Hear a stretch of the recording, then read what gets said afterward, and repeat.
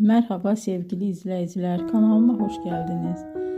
Bugün sizlere Hande Erçel'in kariyerinin yükseliş dönemine kısa bir yolculuk yapacağız. Hande Erçel televizyon dünyasına adım attığında henüz çok gençti. İlk rollerinden sonra asıl büyük çıkışını romantik komedi dizisi Aşk Laftan Anlamaz ile yaptı.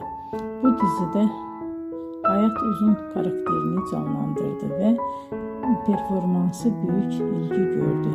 Dizi yalnızca Türkiye'de değil, dünyanın birçok ülkesinde yayımlandı ve milyonlarca kişi tarafından izlendi.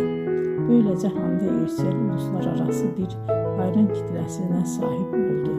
Başarısı bununla da sınırlı kalmadı. Daha sonra farklı projelerde yer alarak oyunculuk yeteneğini, farklı yönlerini göstermeye devam etti.